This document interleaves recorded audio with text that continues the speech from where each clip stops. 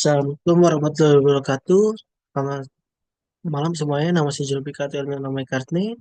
Saya mahasiswa dari jurusan Bisnis Manajemen. Di sini saya akan presentasikan mengenai SDG nomor 8 yang berjudul Strategi Peningkatan Akses Modal bagi UMKM untuk mendukung pertumbuhan ekonomi berkelanjutan di Indonesia.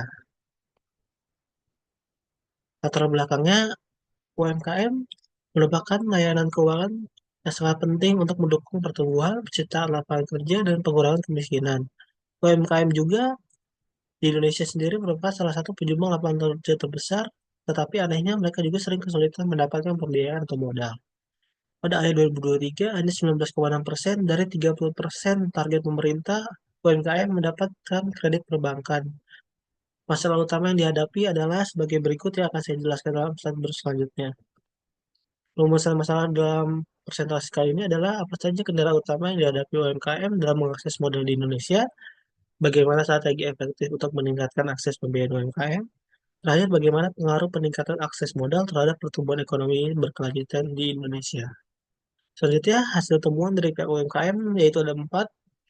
Pelaku UMKM mengalami berbagai kesulitan, diantaranya kesulitan memenuhi syarat administratif. Banyak UMKM, terutama yang baru mulai usahanya, kesulitan memenuhi syarat seperti surat izin usaha dan dokumen pendukung lainnya. Yang kedua, tidak memiliki jaminan untuk pinjaman. Banyak UMKM tidak memiliki aset berharga yang bisa dijadikan anggunan untuk pinjaman di sektor bank. Ketiga, bunga pinjaman yang kurang kompetitif. Menurut pihak UMKM, bunga pinjaman dari bank terlalu tinggi sehingga mereka merasakan cicilan per bulannya sangat menjadi berat. Yang terakhir, proses yang tergolong lambat. Pencairan dana yang membutuhkan waktu 7-14 hari ini sangat tidak menguntungkan bagi pihak UMKM. Selanjutnya, hasil temuan dari pihak bank. Dari sisi bank, sama seperti poin-poinnya yang dari pihak UMKM, kesulitan memenuhi syarat administratif. Pihak bank tidak bisa memberikan apabila tidak adanya izin usaha maupun dokumen-dokumen pendukung lainnya seperti laporan keuangan UMKM itu sendiri. Yang kedua, tidak memiliki jaminan. Apabila UMKM tidak memiliki barang berharga atau aset yang bisa dijaminkan, mereka tidak akan memberikan pinjaman. Yang ketiga, kurangnya literasi keuangan terhadap pelaku UMKM. Menurut pihak bank, banyak UMKM yang belum paham cara pengelolaan pinjaman dan juga modal usaha secara benar, sehingga besarnya risiko gagal bayar yang dimiliki oleh pihak UMKM. Selanjutnya, solusi yang bisa diberikan untuk pihak UMKM dan untuk pihak bank, yang itu pertama, kepatuhan terhadap regulasi. Pihak UMKM harus memiliki dokumen resmi yaitu NIB atau IMK yang dikeluarkan oleh pemerintah untuk menunjukkan bahwa usaha mereka itu dijalankan secara sah secara hukum maupun terdaftar kepada pemerintah daerah setempat. Selanjutnya, peningkatan literasi keuangan. Menghasilkan Memaksimalkan pelatihan dan edukasi keuangan agar UMKM bisa mengelola keuangan secara baik dan benar. Selanjutnya, menyusun laporan secara akuntansi dan juga memaksimalkan usaha-usaha digitalisasi mengenai literasi keuangan. Dari pihak bank, penyederhanaan proses dan syarat pembiayaan. Evaluasi syarat-syarat yang diwajibkan terutama untuk UMKM sehingga memudahkan mereka untuk menjalankan usahanya. Menyediakan layanan konsultasi untuk pihak UMKM dan juga mempercepat proses yang tadi dari 17 sampai 14 hari sehingga UMKM lebih mudah untuk mendapatkan permodalan.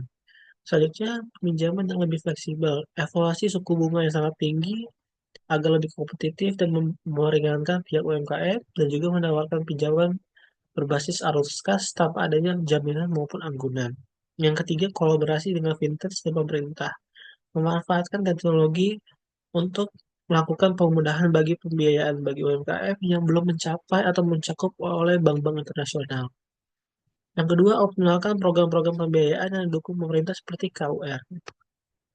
Kesimpulannya, peningkatan akses modal bagi UMKM berdampak langsung pada pertumbuhan ekonomi berkelanjutan di Indonesia. Dengan modal yang lebih mudah diakses, UMKM dapat meningkatkan kapasitas produksi, menciptakan lapangan kerja, serta mendorong inovasi dan daya saing.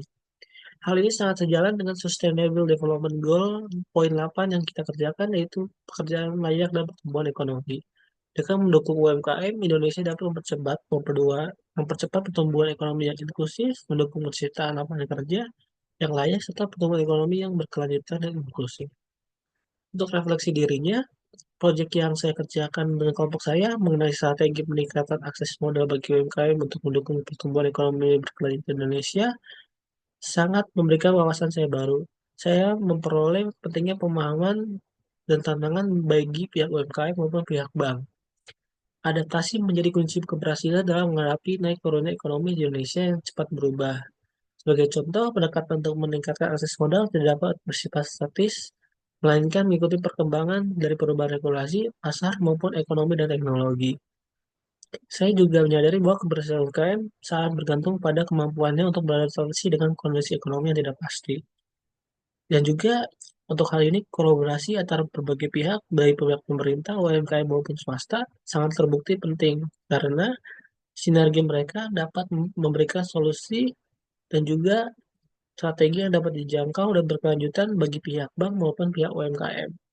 Secara keseluruhan, proyek ini membuka pemahaman dan pandangan saya tentang pentingnya pendekatan yang holistik dan kolaborasi untuk mencapai pertumbuhan ekonomi yang berkelanjutan melalui pihak UMKM. Segitu presentasi dari saya mengenai strategi peningkatan akses modal bagi UMKM untuk mendukung pertumbuhan ekonomi berkelanjutan Indonesia. Kurang lebihnya mohon maaf. Wassalamualaikum warahmatullahi wabarakatuh.